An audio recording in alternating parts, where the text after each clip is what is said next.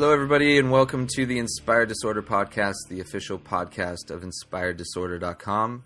Today, joining me are... I'm Derek Helmer. And I'm Justin King. And I'm your host, Ray Taylor.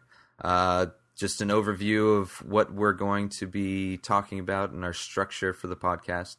It's going to be basically a free-form podcast where we just talk about current topics and things like that.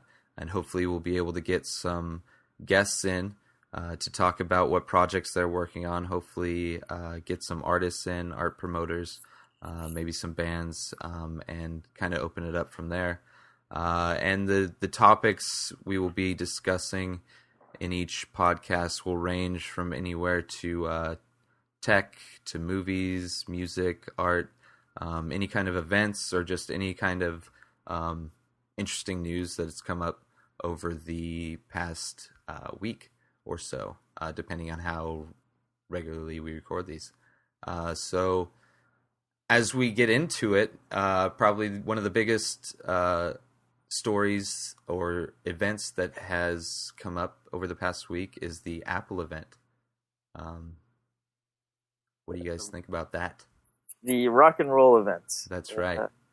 It was, okay, so we all knew it was iPod time of year. They were going to announce the new lineup. Kind of a bore, actually, this year. And, I mean, it was definitely cool seeing Steve Jobs come back. Yeah, definitely. That was the highlight for me, was seeing him up there. Yeah.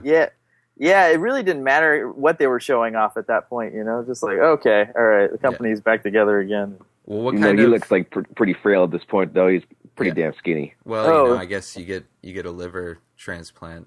I guess that's a good way to lose weight. Yeah, that's for sure. And he had a lot of class, I gotta say. It didn't seem like the typical kind of egotistical Steve Jobs. He got a little bit humble, I guess, with the events. Yeah, we might see a whole new, kinder, gentler Steve Jobs. Yeah, we'll see. Yeah, we'll see how long that lasts, you know. But what about the, before any Apple event, there's always a ton of rumors leading up to it. I mean, there's still the rumor of the tablet. I mean, when they started posting their posters and banners and things like that, and the date they chose, there was a lot of speculation that, you know, the Beatles was going to finally be released digitally. And I was a big supporter of all those rumors. You know, it was starting to look that way. I mean, the date that they chose, you know, they had the Beatles Rock Band game coming out that day, and they had the entire box set of the Beatles albums come out that day. So naturally, you know, Apple, I think they tend to make all their big press events usually on Tuesdays, as it seems to me. I might be wrong about that, but it always feels like it's a Tuesday. And the fact that it was on a Wednesday, 9909, it was it looked like a sure win. Yeah, so. I agree. That's good. Good insight, Justin. But yeah, it's very disappointing. And who knows? I think it maybe they actually were planning on having the Beatles come to iTunes that day. That was actually one of the things I heard on another podcast. They were talking about like what their predictions were. As far as if Steve Jobs would come in, and then also with the Beatles thing, and they had mentioned the Beatles or whoever's in charge of their music had mentioned that or it could have been Apple, that they were in discussions, or you know, things were still not secured or something like that, or the deal hadn't been secured. So I think it was EMI. Okay. EMI, I think, is the one that's kind of dragging their feet on this issue. And Apple, you know, obviously they're all for it. You know, they get some Beatles tracks in the iTunes store. Although I hear that Apple really doesn't make a whole lot of profit from the iTunes store on the music side. They're all hardware. I mean, they do the most from. Yeah, I've heard that their iTunes collection and things like that, they're making money on the hardware that plays it, so their iPods and iPhones and stuff like that. Yeah. But you know, I was very disappointed. You know, when I saw Steve there, I thought, oh my gosh, this is it. I think it's going to be the Beatles announcement. Yeah. And you know, just like how the Beatles, how how Paul and Ringo showed up for the Xbox event, I thought, oh, okay, we're just going to have, kind of a replay of that. But a big letdown. This whole media event was just kind of, besides the Steve Jobs appearance. So, well, the Nano has video now. Yeah, that's what I was just going to say. Well, what do you think about? I mean, that was probably the biggest release. Was all the additions they made to the Nano. Yeah, which was strange to me. I thought they would go with the camera and the iPod Touch. Yeah, because they basically the app that could exploit that feature. Yeah, I mean, and they try and make it as close to the iPhone as possible, or at least it seems that way, without the phone capabilities. Yeah, I think they dropped the ball on that one. Yeah, but then the Apple rumor mill, as it was kicking up, even 24, 48 hours before the event, people were talking that the iPod Touch was not going to have the camera due to problems with the hardware or something, some sort of glitch. Now, what that can be, I have no idea. Like how harder can it be than the iPhone? I mean, it's smaller, but definitely not as small as the Nano. I mean, it's pretty crazy that they were able to pack all that other, like an FM tuner, the microphone, speaker, and the camera into the same case as the Nano. Yeah, well, I actually have a 5th generation Nano. Okay. And that thing is small as can be anyway. Yeah. And just the fact that they did say they made it. They didn't announce it, but it's a few millimeters bigger, so they did have to expand it slightly. Yeah. But still, I mean, you can see people holding it. This thing is tiny. Yeah. And the fact that the market they're going after is the flip video. And if you've seen one of those, how thick they are for what it is. I mean, it's small compared to a full-size, digital video camera, but compared to the Nano, it's huge. It's like the Palm Trio versus the iPhone. Yeah, I don't know. Like, I think they're announcing it is to go against the flip. Yeah. But I think the people that were going to buy a flip to begin with, they're not going to, let's just buy a Nano. It's just as good.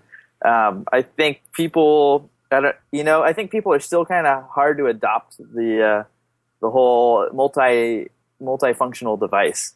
So I think that if you're going to buy a Nano because you want the iPod and it just happens to have the camera and video and all that, which surprisingly it doesn't even take stills. Yeah. Which is very, very odd to me. But, suppose maybe they did actually just want to go after the flip cam. I don't know. I heard that it's the exact same image quality as the iPhone. Yeah. Well, it's probably the same camera. I mean, they probably have like a huge contract with somebody and they just like ordered extra to throw in this. Mm-hmm. So, but one thing that I find kind of weird with the whole thing is where they put the lens. Like it's on the bottom. Yeah. Yeah. I don't understand like how they want people to hold. I don't know. It just seems like an extremely weird place. Yeah, it's right where they had all their label and everything right there at the bottom. It's just we just happen to insert this camera right there. Like naturally you would think they would place it behind the screen. Or like the top area. Yeah.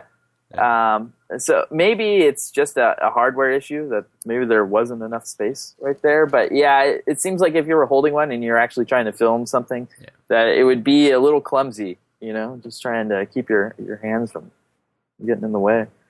But I haven't seen them in stores yet. I think they're just available online through the Apple Store. Mm-hmm. But I'm sure eventually all the stores will start getting them.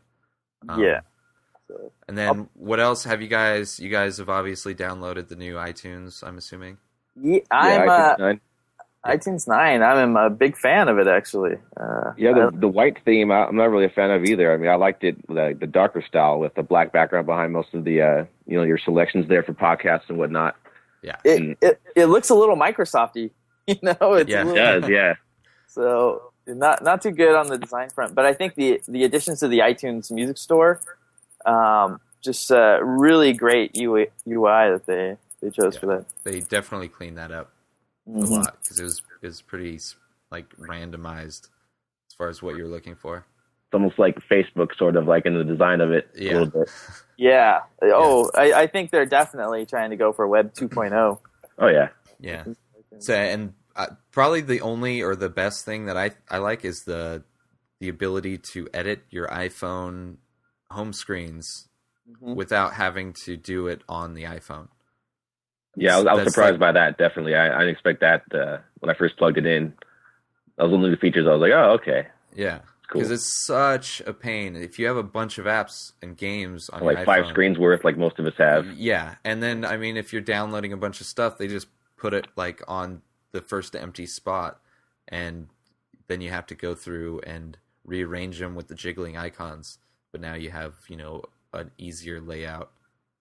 Well, I definitely dig the new feature, although I was a little angry because I had just, like a week ago, I had just rearranged all my icons on each one of my pages. I went through the tedious process of getting the jiggling icons, dragging them over, It took me probably about half an hour until I found a setup that I was happy with.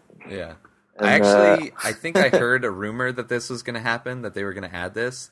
And for some reason, I thought it was an update already. And there was a few days before the big announcement where I was trying to find it on iTunes. And I was like, I'm pretty sure I heard that this was coming. But apparently it was just a rumor. And then it came finally, which was good.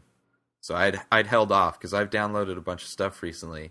And I had no desire to try and organize those. I was like, there's got to be something coming out to make this process not a huge headache. Yeah, but they did a really good job on just the design of it, of the clicking and dragging from several pages. So they implemented it well, and it's one of those things, it's kind of with the iPhone where, shouldn't that have had it from the very beginning, And it's just I think it's just all these learning curves, that Apple's going through. Step by step. Yep. And soon at the end of this month, MMS. Which is probably the most ridiculous update that should have happened a long time ago. I think everybody's pissed with AT&T about what they did with that whole situation. Yeah. So, well, there's rumors that they're supposed to, their contract with AT&T is supposed to be up next year. And there's rumors that they're going to be going to like Verizon. So I've heard these. I think there's some truth to the rumor, but I don't necessarily. They're not going to be leaving AT&T. That's I'm sure. But I think they're just going to open it up. Yeah. Yeah. So whether it's to all carriers or to a few specific ones, it's it's in Apple's best interest to open it up. Oh yeah. I don't know why they wouldn't, because it's just more people that would want to. Oh yeah, well in Europe they're carried by I think like 5 or 6 different providers right now. So really? The fact that it hasn't happened over here yet's kind of weird. Yeah. Well, it's been a while, but AT&T's a mega corporation, so yeah. See, they can lock them down for a little while if they want to. Yeah. I'll probably be sticking with AT&T even if we were to go to Verizon, just because I transferred from Verizon to AT&T to get the iPhone. Yeah. Living out in the Palm Springs region, my 3G connection, it's not bad. I don't have any problems connecting, and it's not usually an issue. The only times I notice it is when I'm in densely populated areas, like at a concert or at a theme park or something. There's very limited 3G connectivity. Yeah. But for the most part, it doesn't affect me one way or the other. So I know San Francisco, they're down to 1 bar almost at all times. You hear the complaints coming out of there, which makes sense. I don't know how it is in the San Diego area. It's pretty good for the most part. I haven't had any problems with it. Yeah, I haven't had in San Diego. It's been fine. I haven't really been to any San Diego Comic-Con type places where it would get bogged down. So kind of. Yeah, when I went, it was just there was nothing, you had the little circle of just no service whatsoever. Oh, yeah, just searching. Yeah, so because it really sucks, that they have all these cool apps for whenever there's a big event. Comic-Con released their own app. I went to Coachella, out here. They had some apps, and you're like, okay, cool, I'm going to upload pictures, but it just never goes through. You're ended up just with this broken upload, and I don't know. You think even with them bringing in all the extra towers or antennas to use, it still just never quite goes through. So if it does go to Verizon, I'd be very interested in seeing if it works on that aspect. Oh, and then kind of off topic, but something that I saw a review for is the new Palm Pixie. Have you I guys haven't checked that out yet. I gotta check that out. Have you seen that Check it at out. all, Derek? I saw it listed, but I haven't seen anything on it. I don't know what it looks like. Or Okay, this is basically what it looks like. If you combine the iPhone with a BlackBerry, it's got like the front of it, the top screen part where the BlackBerry is. It looks like an iPhone screen, just smaller, and then there's the keyboard. So it's like a gloss. It's like if you took the iPhone and then the bottom third, you put a tactile keyboard to it. I see it right now, actually. Yeah. Oh, yeah. You're spot on description. Yeah, which it actually looks cool. Like out of the phones, if I didn't have an iPhone, I always tell people I would probably have a BlackBerry. Even though the Palm Pre came out, and that's awesome, but I don't have any desire. It didn't blow my whistle at all. So, but this one, it looked pretty cool. Although the demo I saw where they were doing, going through the different apps and stuff like that, there was one thing, I think they were in the Facebook app, and they were zooming, trying to pinch in and out of a picture because it has multi-touch as well. It was freezing like crazy. Like it was not smooth whatsoever. So whether that was just a demo model that didn't perform very well, or they still need to work out a lot of bugs, but it did not seem very smooth whatsoever. But one cool thing I did see that they noticed, or they pointed out, was when you have like a chat stream or your MMS stream, it pulls in like your MMS, your Facebook, your friend feed, your Twitter, like it pulls in. So like if you have a friend, instead of having to chat through, like if you have IM and then they send you a text message, it's all pulled into the same, stream. So it's not like you have to jump back and forth through apps, which I thought was pretty cool.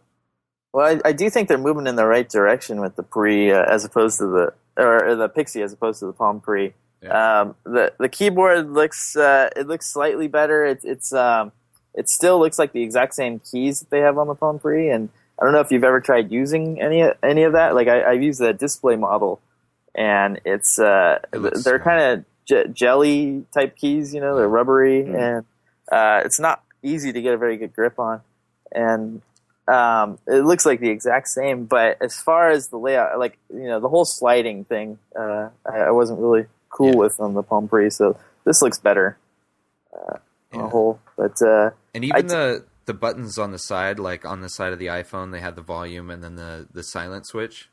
On the Pixie, it looks exactly the same. Like the buttons look exactly the same, but they're on the other side. Well, it looks to me like a Palm Pre just like opened up, like somebody, the slide feature. That's what it looks like to me, just without the slide. Yeah. Well, and it's just flat, one single. It definitely looks way better than the Palm Pre. Oh yeah, I agree.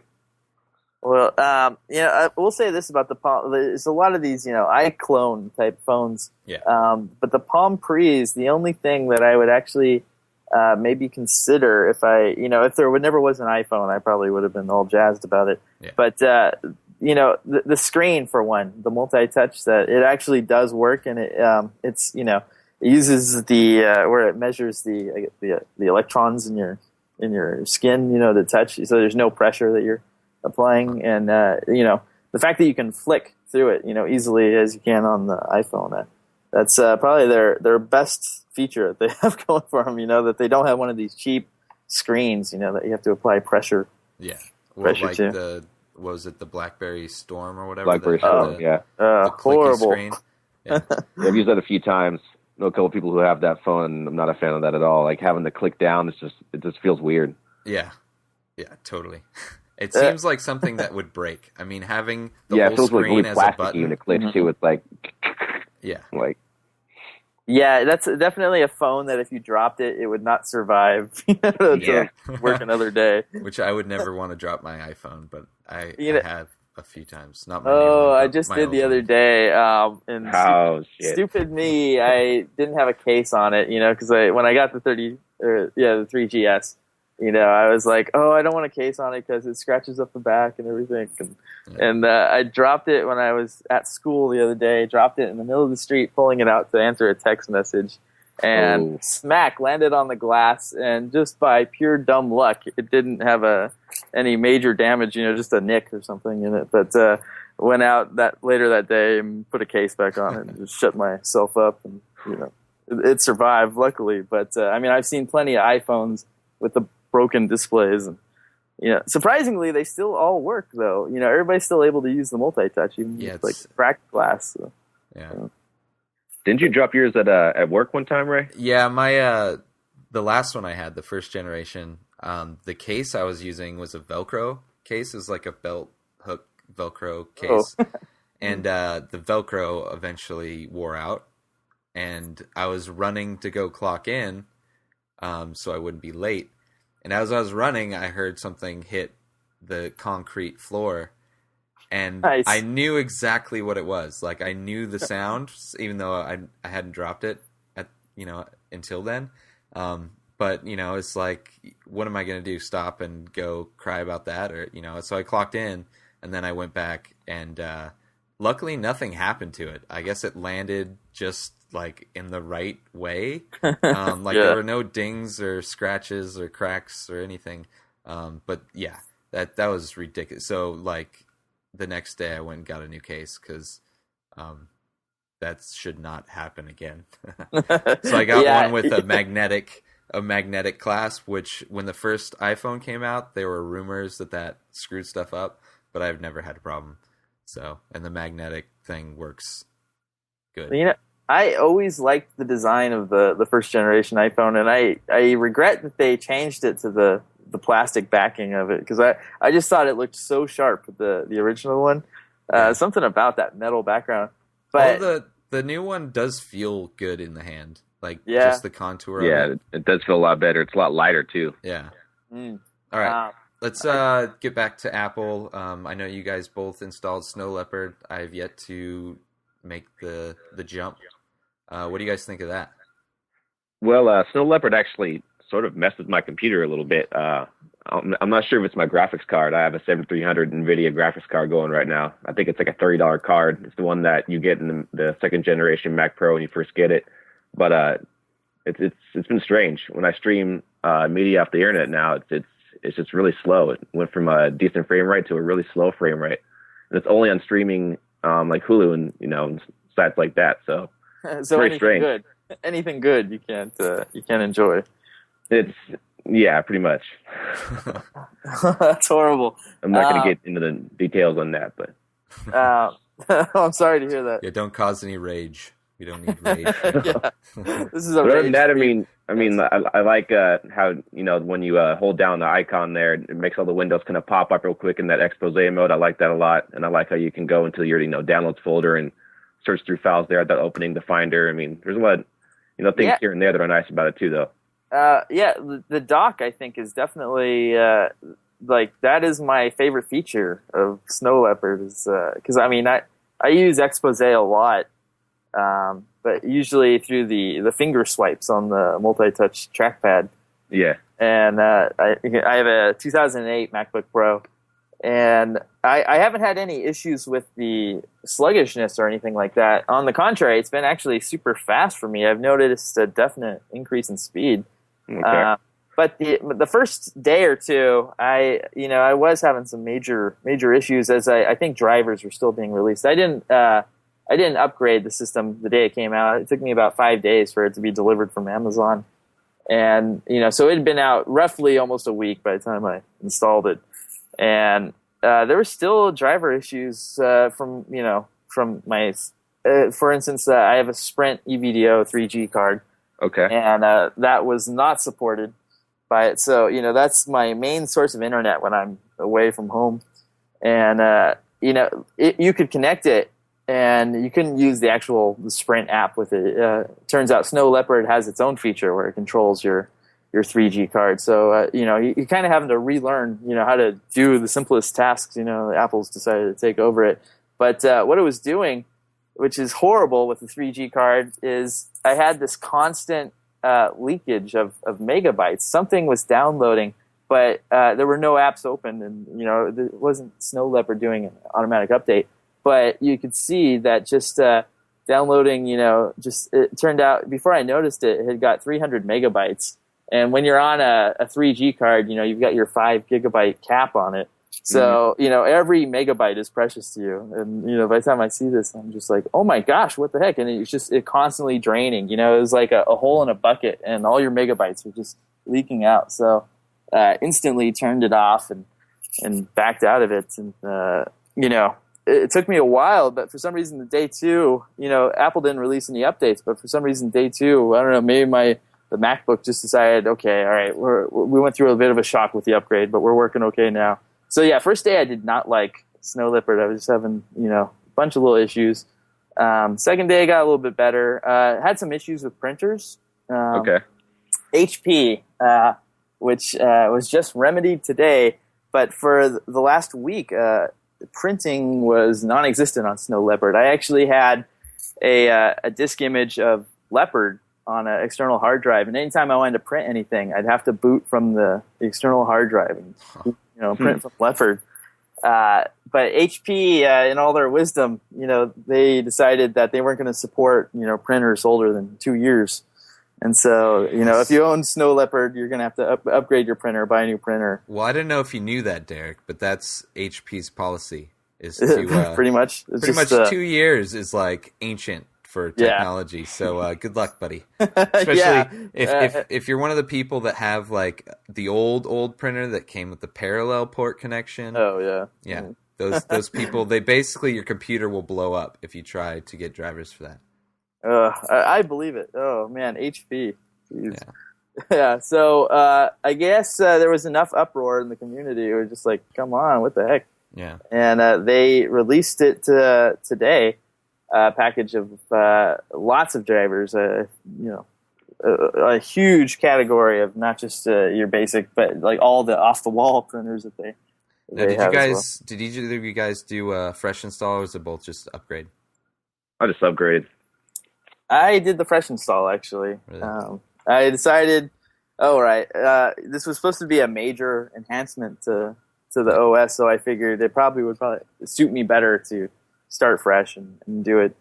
And so I don't know. Maybe that helped me and why it's not so sluggish. That's actually my reason why I haven't upgraded yet, because I got a lot of things coming up this month, and I want to do a fresh install, and I know that's just going to take time to reinstall everything. So yeah, it's definitely there's no fun time to do an OS upgrade. Yeah. If you're doing a clean install, it's a good 3 or 4 days, it seems like, for me, until you feel like you're all moved in back into your apartment and you can settle down. So all right, so moving on from the Apple blah blah blah, I just did something the other day that I swore to myself I would never do after I bought my first Apple, and that is buy a PC. Oh my God. What have you done? Yeah, I know. Blasphemy. Although I have like a really old like compact laptop that I never use. But anyway, there's a site called woot.com. I don't know if you guys have heard of it. Yeah. I'm assuming, yeah. So I just started following them on Twitter, and they kind of tweet out, they have like the deal of the day where it's like some crazy deal on some like random product. Like I think today's technically is like a blood pressure monitor thing. But yesterday was home media PC thing with HDMI output. It's actually really good. Like performance was like $289 or something like that, like sub $300. And has HDMI output, has like 7.1 or whatever. The audio output is good. And then it's like 4 gigs of RAM. It's a quad core processor. I forget how big the hard drive was, but it was like 650 gigs or something like that. It was just for the tower itself, right? Yeah. It was tower, and it came with a keyboard and mouse, which I mean, don't really need. But I mean, basically, currently, I got it for the living room, and I'm currently using the Apple TV, and I had previously had that hacked, so I could. At one point, I was able to watch Hulu on it, and then the good old Boxy. I had Boxy installed on it, so I was able to watch Hulu and all the other things Boxy offers. Minus it didn't support Netflix because the processors in the Apple TV aren't good enough to stream Netflix. But I had my Xbox 360.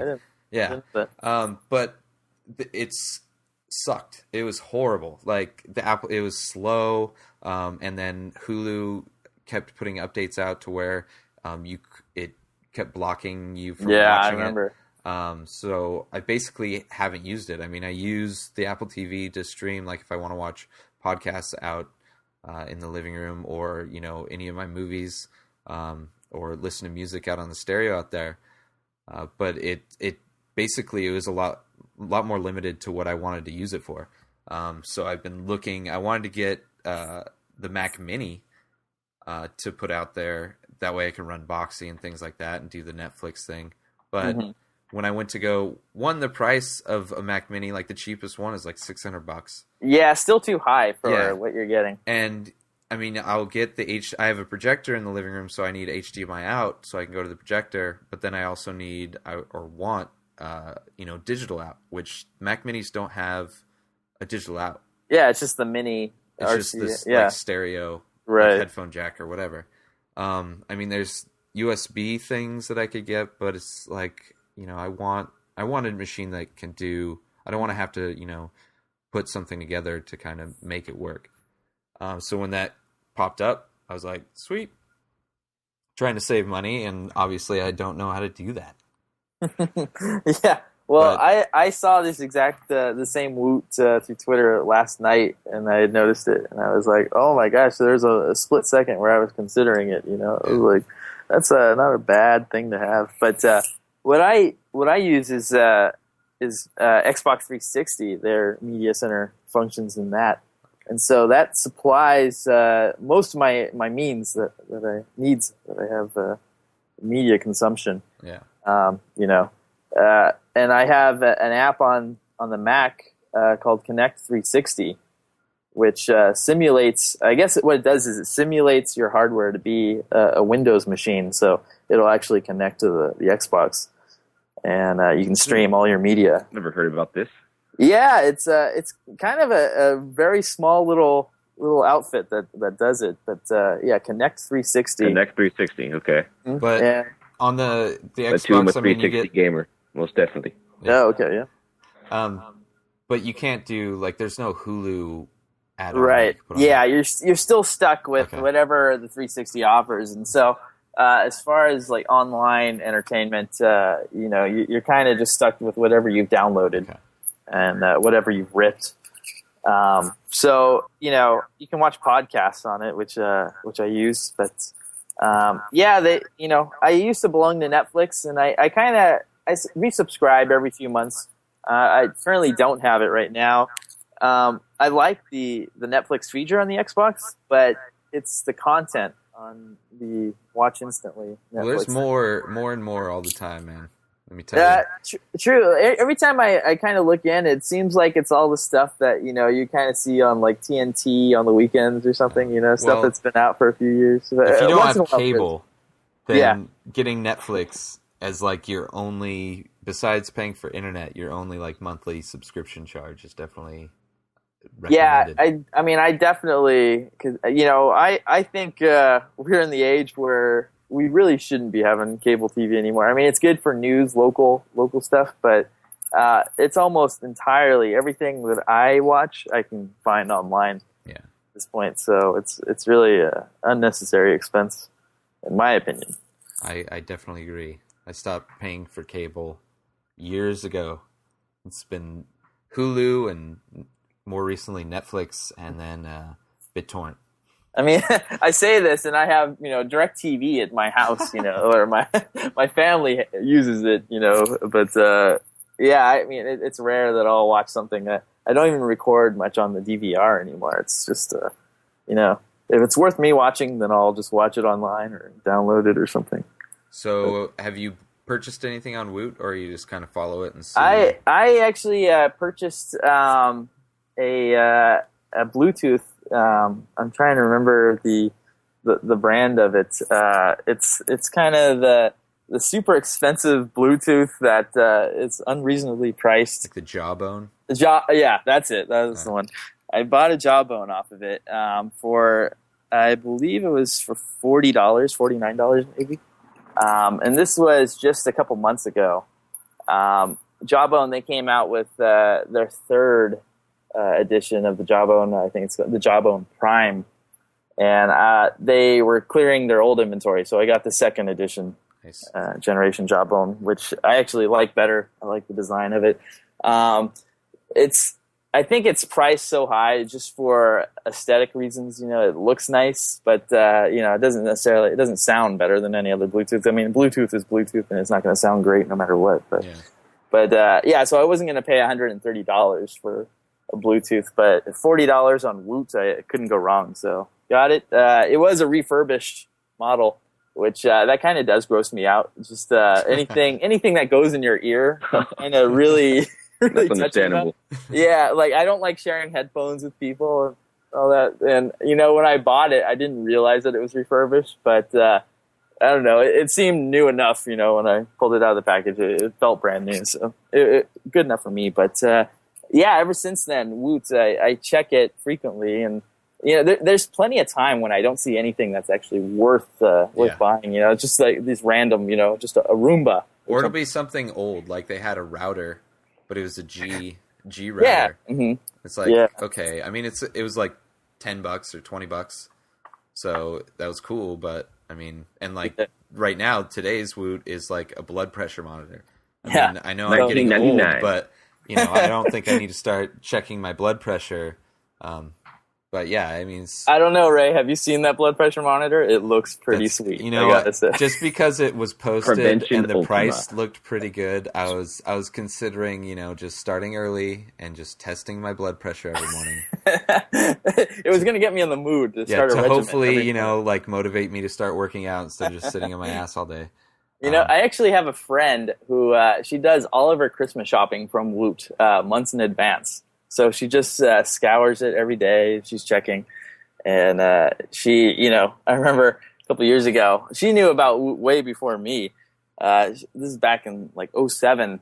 Oh, yeah, that was such a long time ago. 2007. She was, this Christmas was supplied by Woot. And I was like, what the heck are you talking about, lady?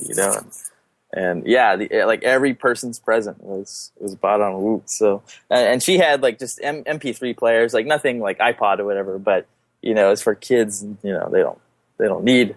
Well, contrary to my belief, I think everybody needs an iPod. But kids will take whatever they get. Yeah. Justin, you ever used the Woot? I have browsed the site many times, but I've never bought nothing through Woot. No, never used the site to purchase anything yet. But I will you're one a big day. Zappos guy, yeah?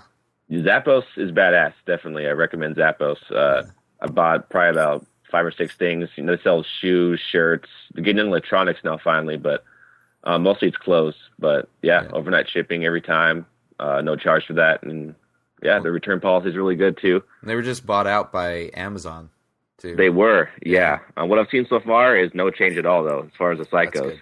So. Yeah, I don't think they would touch it, to mess with it, because Zappos is a company that's really just known for their customer service. Yeah. Definitely. And I don't think they're going to want to put a wrench in that machine. So I think they're going to leave it be. But I mean, I definitely think that was a good thing. I have no problems with Amazon, and I do a lot of my online shopping with them. Yeah, so do I. So and they are actually a sponsor at InspiredDisorder.com. So please go to InspiredDisorder.com and click on the Amazon link and purchase what you will. Thank you. That was nice. Yeah. Damn, that was just very like smooth. A quick little segue there. Woot, that's my Woot for the day. Good to know somebody's paying the bills around here. And I just heard that Skype was sold. eBay previously owned them, and they were sold, but I don't remember who they were sold to, or maybe they're just for sale. I know loosely rumors of what this is about, and I think the company that originally developed Skype, I believe they've taken it back. Okay. So I don't think they were happy with what eBay was doing. eBay didn't know how to make it, make any money with it. Well, their whole plan, the whole reason they bought it was so merchants could talk to customers and vice versa. But I mean, that kind of defeats the whole purpose of online shopping. You don't really want to go and you don't want to a talk to people. So they was kind of stupid. But okay, cool. Well, I'm just glad to know that they don't shut it down, because then this podcast would be no more. Indeed, as well as like 90% of most podcasts that are out there. Well, I guess that would just open the market up for whoever to take over. Yeah, exactly.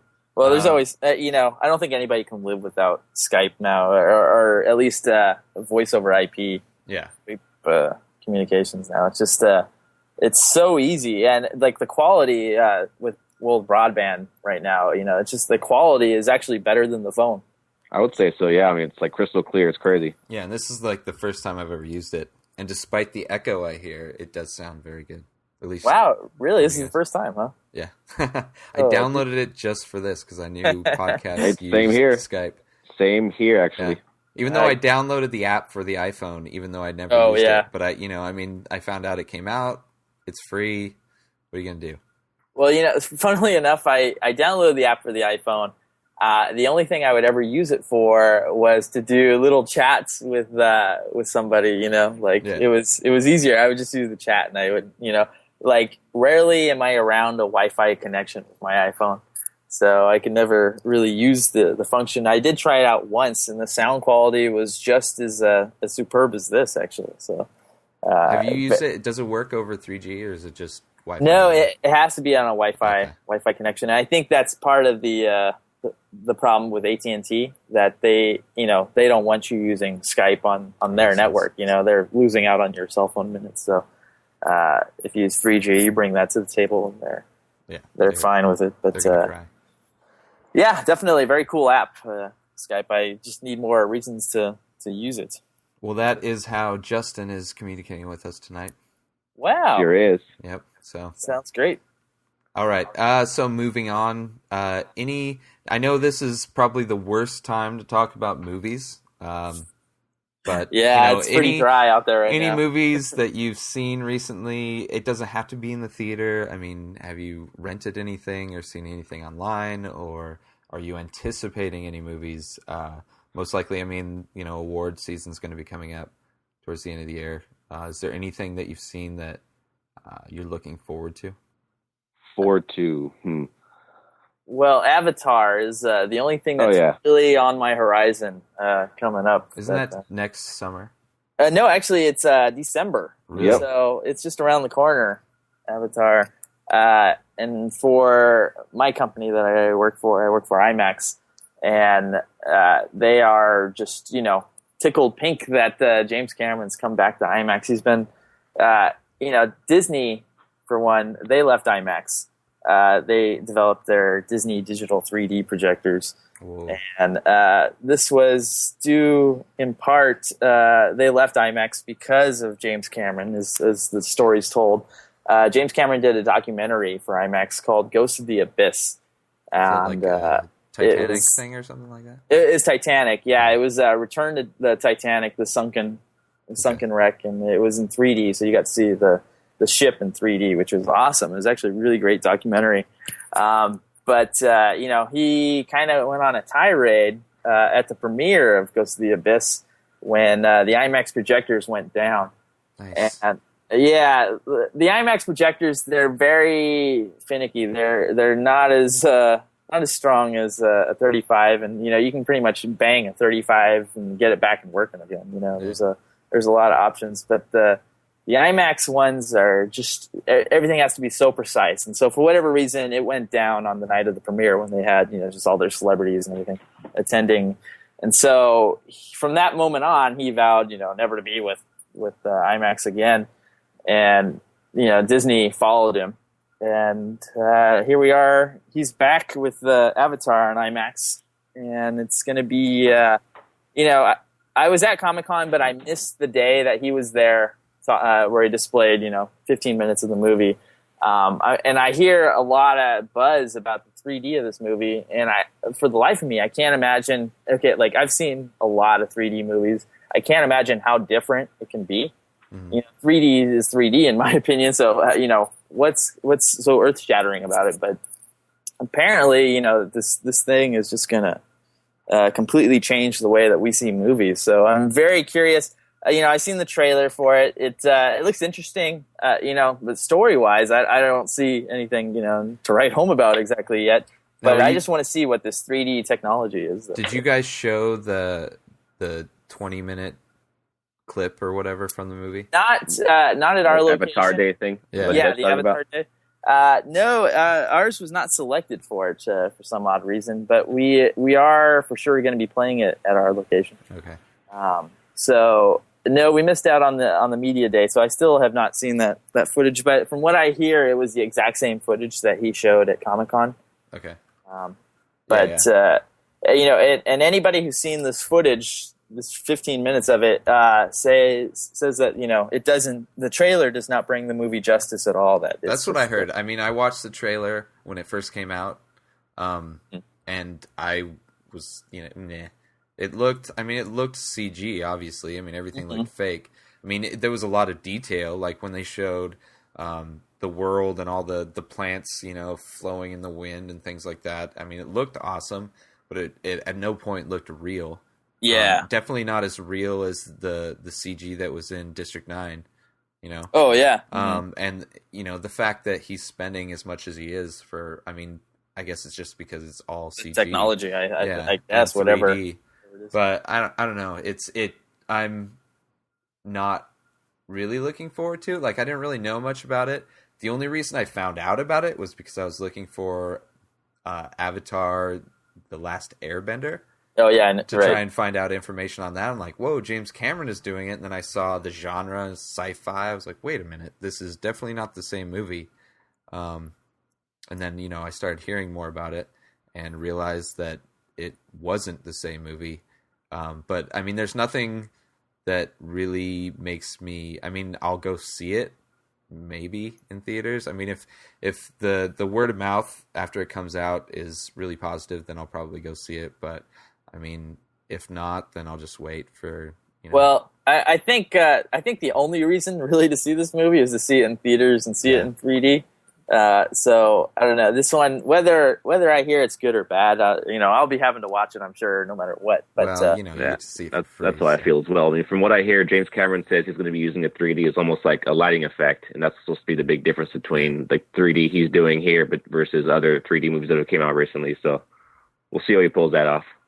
Yeah, I think the key to it is that he better not do any cheesy 3D effects like, oh wow, look, we're in 3D. Like which they throw a rock at the audience. Yeah, or something like that. And there's always, I mean, fingers coming at you through the screen or something. some like Captain EO. Captain EO. That's supposed to be coming back to Disney.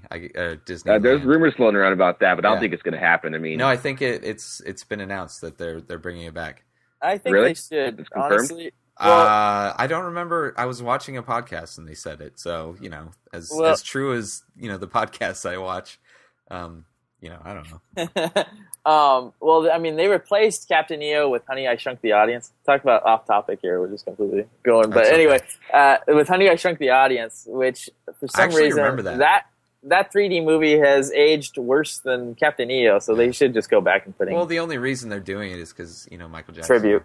Yeah. But it's I mean, a limited engagement would be fitting, but I'm not sure about bringing it back forever, in that spot. I mean, that'd be kind of weird. You know what they should do is Disney should put it out on Blu-ray and ship it with cheap 3D glasses.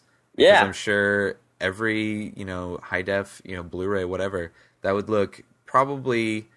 Blu-ray is probably too much of a technology for what it is. I mean, they could almost ship it on DVD. And it would be fine, I'm sure. Same quality. Although the movie was, I guess that Captain EO was filmed by Francis Ford Coppola. And George Lucas did the story, I believe. He worked on which it. I don't remember. I remember seeing it, but I don't remember anything of it. But the fact, I I know it didn't seem like it was created by people of that talent. No, I mean it's very Disney-fied. I actually own it. I have it one weekend back in, I think it was like 95, 96. MTV had a Michael Jackson weekend on, and that was like the finale was that they were going to show Captain EO on TV. So I recorded it, when I was 15 years old. It's on a VHS tape somewhere. The first bootleg?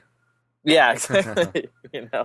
So good old, recording the tape TV. I'm looking up like what's coming out. Jennifer's Body is supposed to be coming out pretty soon. You guys seen the trailer for that? Next movie by the what's her name? Megan Fox. Yes, her, but the writer that also wrote Juno. Oh, Diablo Cody. Yeah, Diablo Cody. That's the second movie from her. Yeah, talk about a change of pace for Diablo Cody. Yeah. I'm sure the dialogue, from what I've heard, like people that have seen, I'm not sure if they saw screeners of it or just clips, that the dialogue, like from Juno, where it's basically extremely, or like late 20 type dialogue coming out of a younger person, kind of holds firm, which makes sense. Yeah, definitely a different genre. Yeah.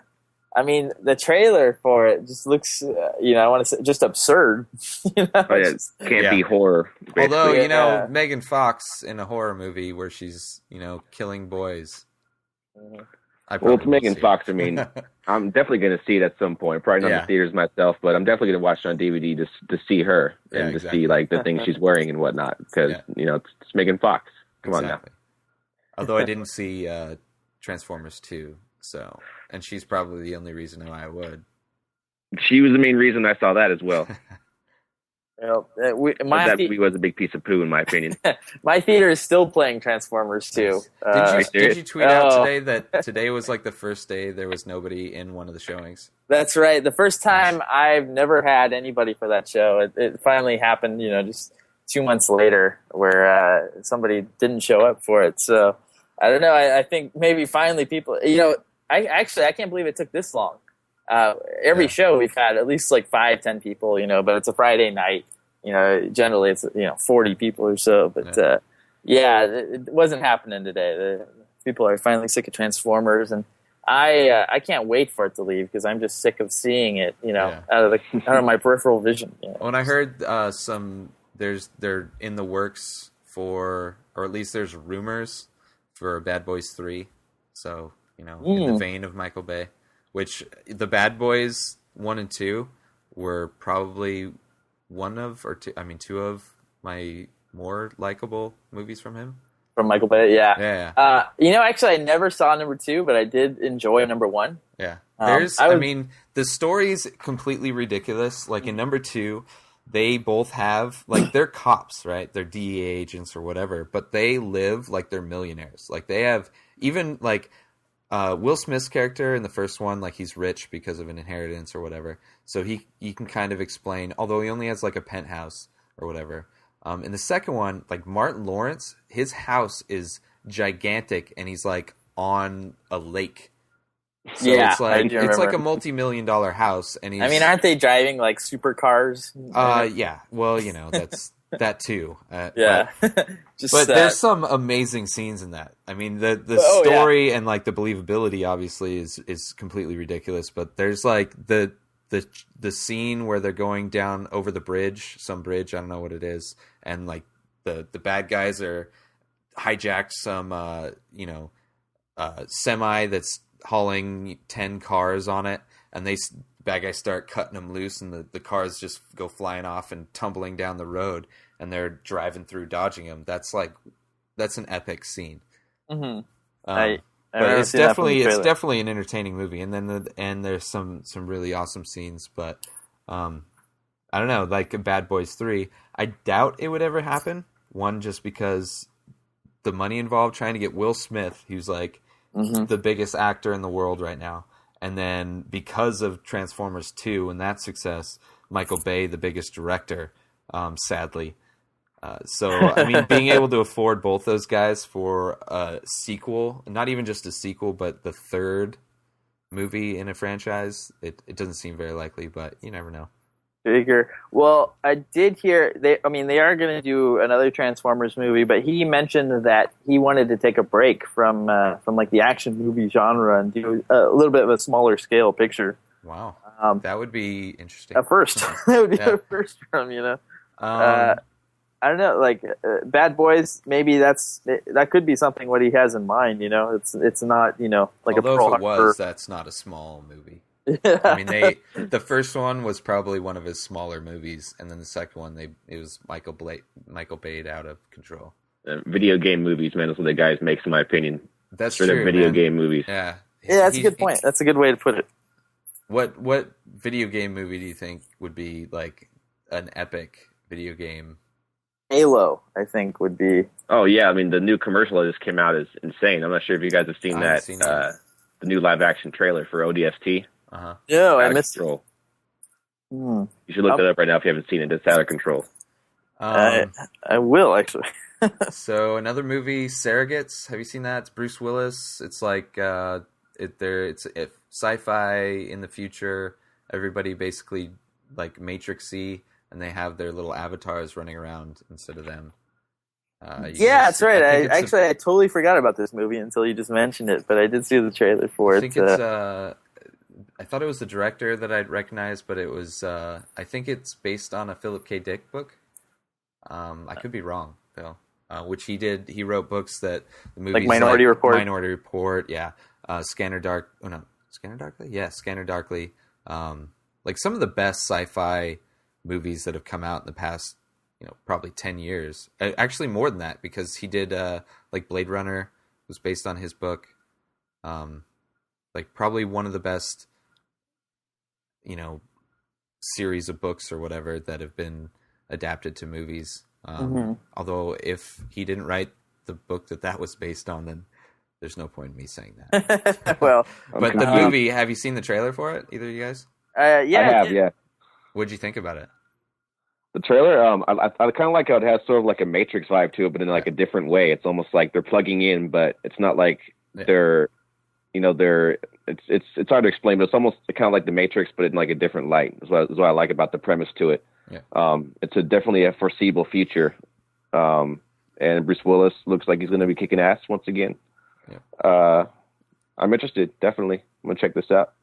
Actually, Surrogates, as I'm reading the plot line here, it's actually very similar to Avatar. That's the premise is that you're living the world, but not in your body. You're using an external body. Well, there's a lot of movies like that. I mean, The Matrix was technically like that, even though they weren't conscious that they were jacked in. And then like plugging in basically and like living like an alternate life. Yeah, and even the movie that's out right now, Gamer, is another one sort of thing. like that.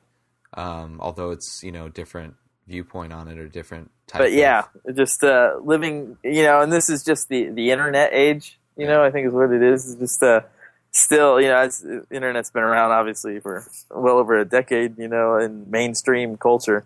But just the idea that you have these alternate personalities online. I think we're just seeing the onslaught of movies that continue that. But Surrogates, definitely, I'm interested. It's directed by Jonathan Mostow, who I know him from U571. So, judging on that kind of a movie, he also did. I think he did Terminator 3, Rise of the Machines. That's not a good. So I think that's not a reigning endorsement, in my opinion. Yeah, exactly. I know. Still not seen that one actually. I wouldn't recommend it. Should I just not see it? Yeah. It's scarred. I haven't seen Legacy. I haven't seen the most recent one either, but Salvation was actually a fairly good movie. Yeah. It didn't feel like a Terminator movie though. It felt like a cousin of a Terminator movie. Yeah, the vibe to me is I felt the same way. The vibe to me wasn't like Terminator, but it was still enjoyable. I mean, the special effects are insane, especially the ending scene, which if you haven't seen, I shouldn't talk about it, but definitely, Terminator Salvation. I would actually, I don't buy many DVDs anymore just because I'm in the age where I just I don't even use DVDs. But that would probably actually be a buy for me. There weren't too many this year. Like there was Star Trek, which I was a big fan of. I went on that one too on DVD. Yeah, I think It's been a while now. November, I think, is what November. they announced for it. But yeah, I mean, I'm a geek anyway, and just a Star Trek fan. But that movie was totally made for people that didn't like Star Trek, and I think it was pretty enjoyable. So yeah, waiting for that. Did you catch that, Ray? Yes, I did. That was like, I think that was the first summer movie I saw, and it definitely got me excited for the summer movies. But then shortly after that, just reviews that I heard for other movies, which is pretty common with summer movies. Right. But there was actually some good, like the last two, District 9 and Inglourious Bastards, was like the perfect end to a summer, to end it with like two, probably, I mean, those two and probably Star Trek. I can't think of anything else that came out this summer offhand that noteworthy, at least. Yeah, those were the trifecta of like an amazing summer. Inglourious Bastards, for sure. That movie, that blew me away. I didn't realize I would like it so much. Yeah, I was definitely hesitant going in, even though I'm a huge Tarantino fan. Going into Same here. It was like, I mean, because the trailers didn't look that. I mean, from what the trailers were, it seemed like it's just this group of guys, these Inglourious Bastards, just going out and killing people. Like the whole movie was just them killing people in different ways. They definitely marketed it. Definitely, it was just like just straight up shoot 'em up, like brawler, basically. Yeah, which I mean, it's which I should have known better. I mean, Tarantino's movies, the thing he's known for is his dialogue, just people sitting around talking. Like the first part of Reservoir Dogs was just everybody eating like breakfast together and just bullshitting around the table.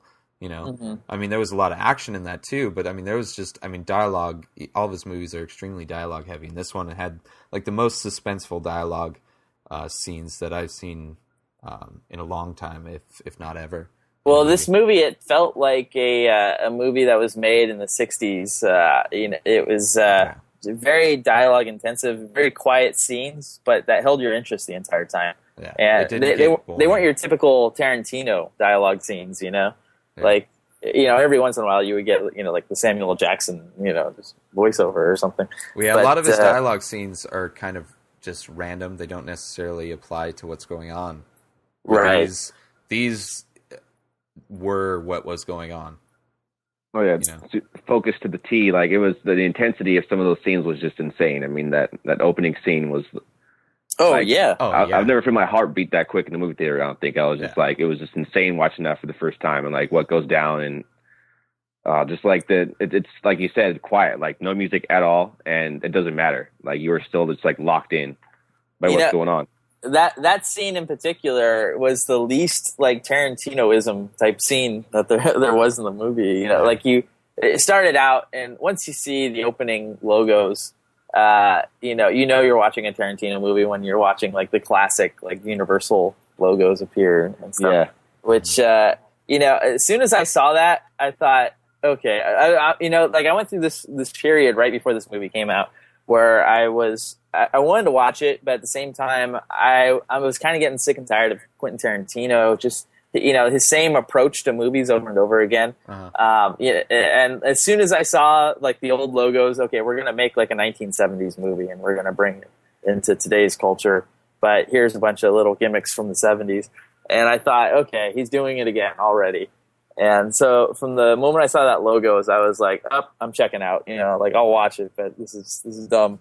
Okay. And as soon as it goes into that scene, the first scene, I was like, oh my gosh, it's like he grew up kind of and decided to make a real movie. Which it's funny. There was an interview I saw with him, or somebody was talking about it, and I guess he had actually wrote this. This is one of his earlier screenplays that he started to write and then put it aside and then revisited it and changed a lot of things. But like it's something that he started a long time ago and then just came back to it. But yeah, definitely a good movie. There's another one. I was gonna mention A Serious Man, which I'm not sure if you guys are Coen brother fans, but the trailer is amazing, so definitely check it out. But I was looking at that. I was gonna mention that, but Where the Wild Things Are. Oh yeah, yes. Okay, that's long time coming on that one. Oh man, that's everything I've heard. Like just people watching the trailer, like reviews of the trailer, people get emotional, which is crazy. Well, it's from our childhood. Exactly. Yeah. Which I actually don't really. I remember the book. I remember reading it just by the look of the characters and things like that. But I in no way remember the story at all. But I want to see it just because I have a feeling, it's going to bring back memories. Yeah, same here. Like, I agree. I don't remember the story, but I do remember being around it a lot as a kid. And I remember it being read to the class and everything. And you would go to the library and you would see the cover for Where the Wild Things Are. And I don't know, like, the way the characters look is spot on to the cover of that book. I think he did an awesome job with it. So totally looking forward to that movie. I hope it's done as well as the trailer looks. Yeah, I agree. Okay, so any other movies you guys think of? The last thing I saw actually was a documentary, which was called "It Might Get Loud," and it's in limited release still. It chronicles 3 guitarists, one of them being Jimmy Page, who's like representing the past. There's The Edge, who's like he's from U2. He represents the 80s and the 90s. And then for today's generation, they chose Jack Black, of all people, which I don't quite see, like Jack he's not Black quite... or Jack White? Jack White. It's a color. That's all you need. Very different people, though. And very different music. True. Jack White, from the White Stripes, which doesn't quite measure up to say Jimmy Page. It's kind of bizarre that they place him in there. But it was an awesome documentary. Actually, it's nice. It's their stories. How they got into music and like their points of view. But the actual premise of the documentary is let's have a conversation about guitar. Let's all 3 of us sit in a room together and talk about the guitar. And at the end, they play together and some really interesting things. So I'd highly recommend seeing that if you're a documentary watcher. It Might Get Loud, which is currently. I remember hearing that or seeing the poster for it. It's playing out here in looking that up right now. Independent Theater. I actually just watched Crank 2 today, which a lot of people don't like the Crank series. I have never seen a Crank. Really? Well, I watched the first one, and it's like nonstop action. Basically, it's not the premise of the movie, but the feel of the movie is basically like a video game turned into a movie, but not any particular video game. So the main character, Jason Statham, is indestructible. And has to get power-ups throughout the movie to maintain, which, you play any kind of video games, the damage the main character takes is usually extremely unbelievable. And then all you need is a simple power-up, which in the first one... Medipack. Yeah. The first one, he gets poisoned with this stuff that slows his heartbeat down. So the only way for him to stay alive is to get adrenaline. So crank, so he has to pump his adrenaline up, either doing drugs or drinking Red Bulls or just getting in situations that would cause his adrenaline to rise, so it wouldn't slow his heart down. The whole plot of the movie is pointless. It's more of just watching this guy keeping his energy up and running through these different obstacles and kicking ass.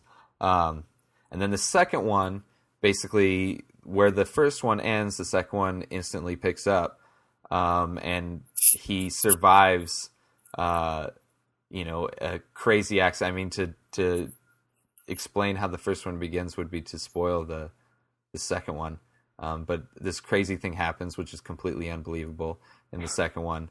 And then, the first one begins, he, survives still, and, they replace his heart with an artificial heart.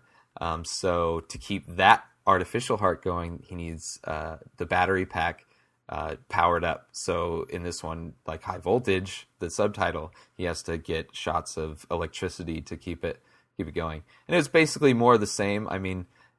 Extremely entertaining if you're looking for watching a movie. It's not, or something with a story or a message or any kind of real plot. It's basically the same just some thing. Entertainment. Yeah, it's like the first one, he's trying to get the cure for the poison they gave him. The second one, he's trying to get his heart back. But it's so entertaining watching him, kick all these people's ass and, do these different things to keep his heart going. But it's definitely entertaining, extremely violent. And there's a lot of naked women in it, which is amazing. So it's definitely a guy's movie. I can't see a girl really liking it too much. And then I just saw, independent movie-wise, I just saw Sin Nombre, which is a movie by a first-time director. It basically follows two separate stories that end up becoming intertwined. Basically South American immigrants traveling up through Mexico, and their goal is to, immigrate into the U.S. And it shows, a lot of people in the U.S. have a lot of prejudice against, people that immigrate into the U.S. And it's kind of weird seeing people in Mexico having those same feelings towards people from South America that are traveling through Mexico up in the U.S. Where they're like, there's a scene where they're all on a train and they're going through this town, and all the kids are like throwing rocks at them, screaming at them, telling them, yelling they're immigrants, stuff like that. But it's a really good story. Basically, it follows, one of the stories is a girl, and then I think it's her brother and her uncle that are trying to go up, and then another guy is a gang member that basically ended up betraying his gang, and they're trying to kill him, so he's trying to flee, and they end up meeting on the train, and kind of their journey up to try and escape for different reasons. It's definitely an awesome movie, and it's it's his first movie, so he did an amazing job. Those are probably the two most notable ones I've seen recently. Oh, I'll have to check that out. It actually sounds pretty good. So, and then Justin, you seen anything recently? Any movies? I watched Green Street Hooligans actually for the first time a couple of nights ago. I'm not sure if you guys have seen that before. Heck yeah, man! That's awesome. Very surprised. Yeah, it's basically a sort of like a Fight Club meets a soccer documentary of sorts. Yep. It's interesting, the story, anyways. Based in England. Based in England, definitely. Yep. It's Elijah Wood. He basically, his roommate at Harvard screws him over for this drug deal situation, and he ends up having to move out to stay with his cousins in I forgot which city it is in England. I think it's Manchester. I'm not sure though. I think it's her sister or his sister that he moves in with. Sister, that's right. Yeah. Okay. But he ends up getting involved with this group of this. It's basically a soccer thuggish kind of. It's hard to explain. Kind of like Raiders fans. Right, yeah, sort of like that. I mean, if you've ever seen how the soccer clubs get out there in Europe, I mean, it's way more emotional, way more attached to the team than it is out here in America with any kind of sports. I mean, they have rally cries, they have songs they all sing, they have bars they just take over basically on that's the game. It's to a different level than it is out here with American sports. But it's based around Elijah Wood getting involved with these guys who defend the team, and if the opposing team is talking trash, they're going to go over there and they're going to shut them up. Have you seen that, Derek? No, I haven't. I do remember seeing the poster at one time for it, but I've never gotten around to watching it. But actually, that's I'm looking it up right now to try to get a copy of it. You need to see it. Green Street Hooligans. Yeah. Green Street Hooligans. Yes. Yep. Right. That is now on my list. Yep, that's definitely, and it's weird. I guess Elijah Wood's probably the best person to put in that role because he's kind of like he's not smaller a dude. Hard. Yeah, he's not a buff buff dude. Sort of hobbitish a little bit. Yeah. So seeing him, I mean, he definitely fits that character to where he's like somebody that's into school and stuff like that, never really had to deal with, never been in a fight, and then he's thrown into a situation where that's what they do. They just and that's how the movie starts. They're in a subway. And that's right. Yeah, there was that fight in the subway there in the very beginning. Yeah, they call themselves firms instead of gangs. That's right. And they actually look down on being called gangs, like how they hate news people too. They think news people are like the most evil thing. But like the two firms were across each other on different what are they called in subways? Different planks or whatever. And they're talking crap to each other, and they end up taking it up to the streets and kicking each other's butts. but yeah, definitely good. And I guess they made a sequel. It's on Netflix Watch Instantly. Yeah, I'm just looking up some images on Google here, and I see the poster for the second one. Yeah. Hooligans 2. Yeah, That's what it's like a load of crap. I mean, it's none of the same actors. A new cast and everything. Yeah, it's probably just, them fighting. There's probably no real story like the first one, which is a really good story.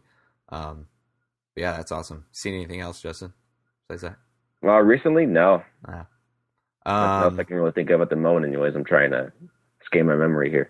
It's all good. So what's coming up in San Diego anyway is at the end of the month is San Diego Film Festival, which I'm going to be attending. Got a screening pass, so it's going to be 5 days of nonstop movie watching.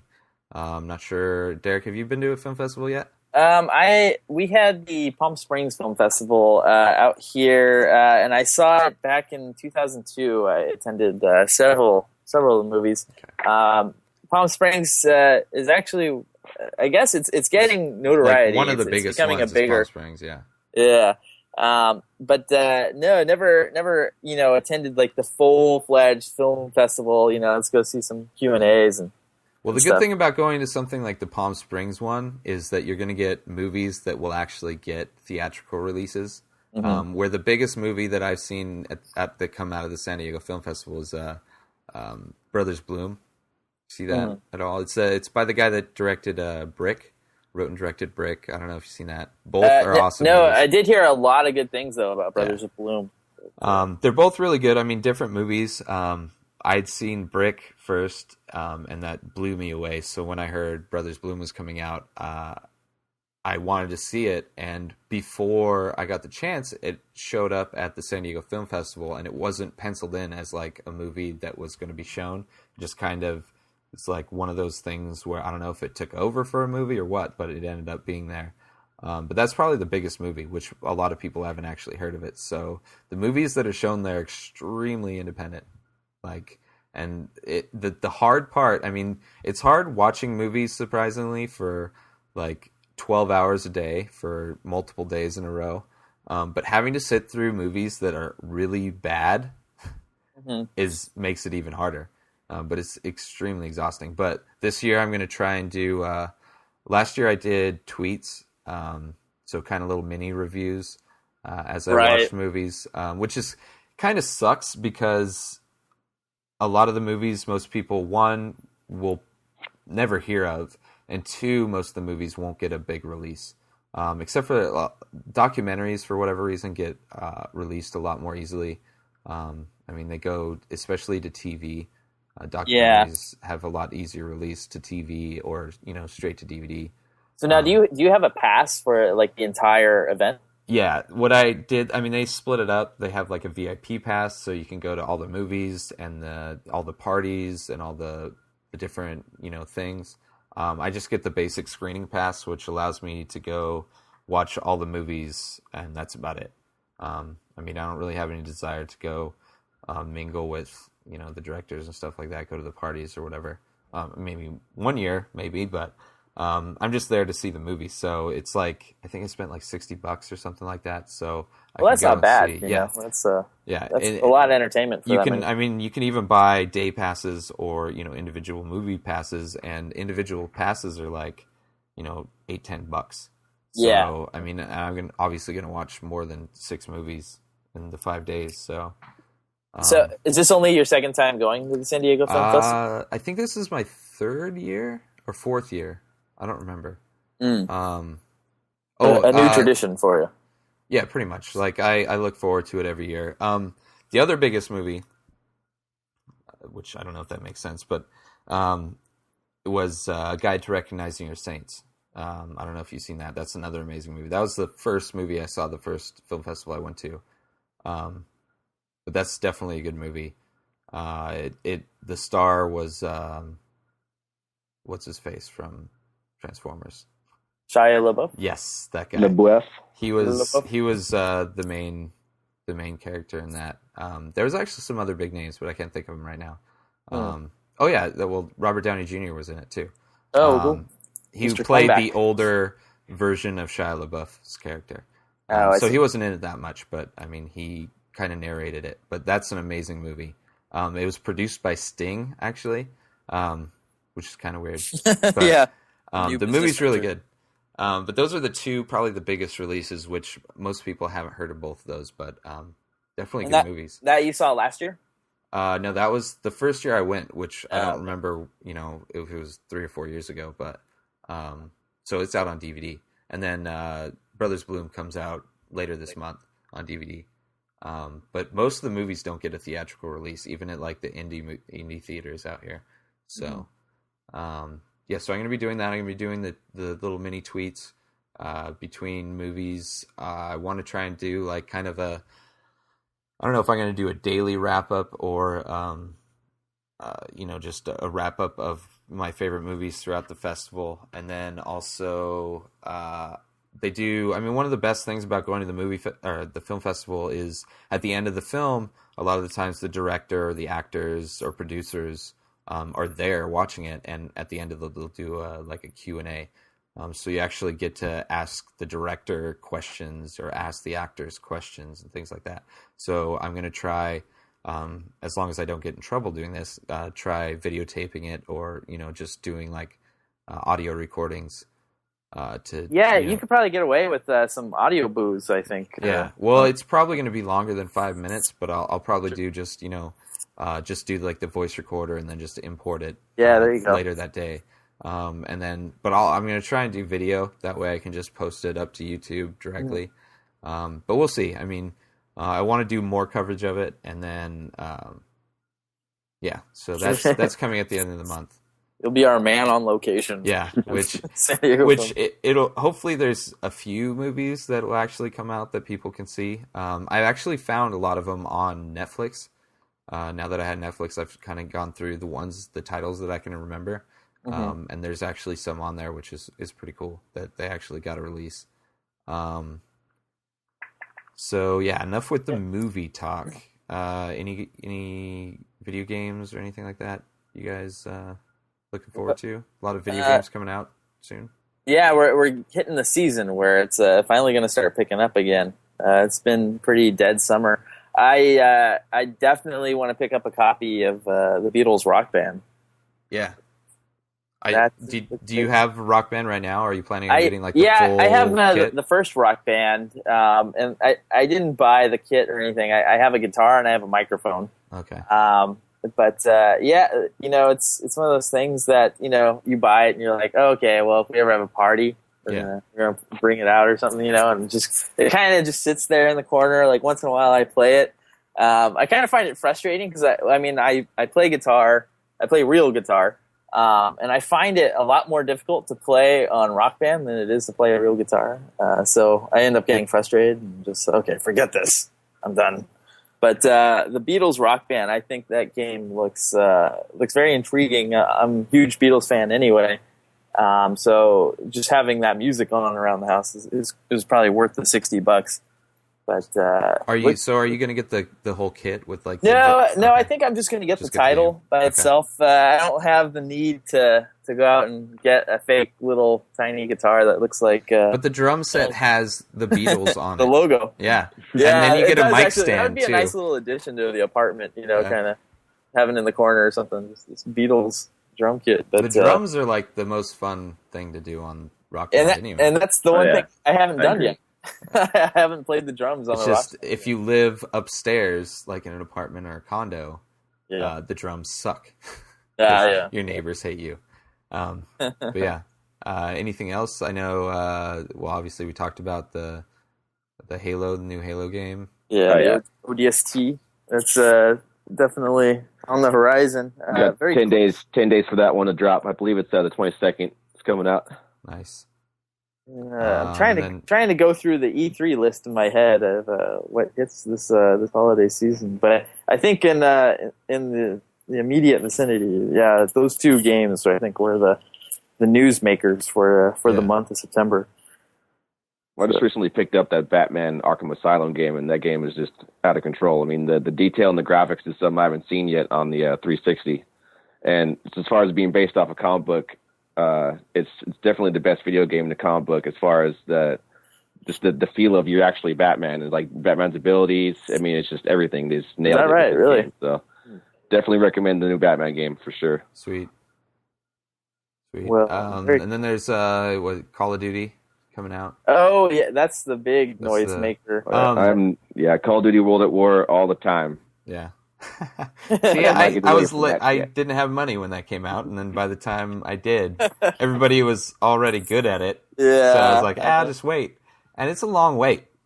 So I'm looking forward to that, definitely. Over the summer, while I was not in classes, I got reacquainted with Modern Combat, Call of Duty 4, and just leveled up my online character. And just every night after work, I had to hit just a few rounds of that. And my disc got scratched in the last few weeks, so I've been without it, and I haven't gotten around to buying a new one.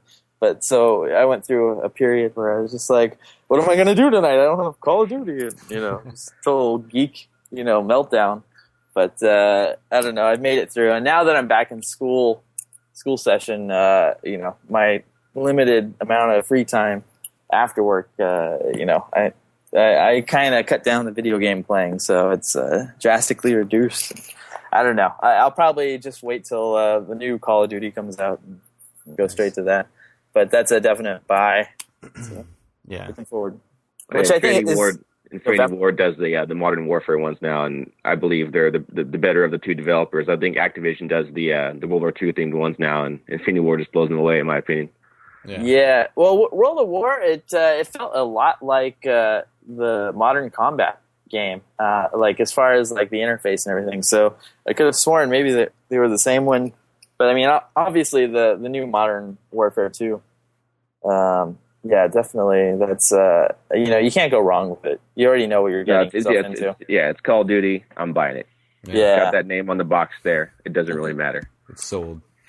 Yeah, which I think it's November, right? Is that when? November, I think 10th or 11th. Yeah, so a little ways away, but not too long. We'll get that in Star Trek probably like the same week or something. So it'll be a good week to blow some money. You're like, should we watch a movie or should we play video games? No. I don't know. Modern Warfare. Yeah, it's gonna definitely take up the time. Yeah, I'll probably put Star Trek on the iPhone, watch it. When I'm out. Yeah, watch it at work. Yeah, exactly. So. All right, guys. I think we're around an hour and a half right now. So. Sounds like a good time to wrap it up. Yeah, let's wrap this bag of tricks up and get out of here. So as we end this, if you would like to pimp your work online, where can we find you online, Derek Helmer? Well, I have a blog at derekhelmer.com. That's DEREKHELMER.com. I'm also on another show called Studio 20. Which I do with Jennifer Townsend. You can find that at blueeyedgirl.com, girl spelled with an E. And you can follow me on Twitter at twitter.com/Derek Helmer. Awesome. Justin?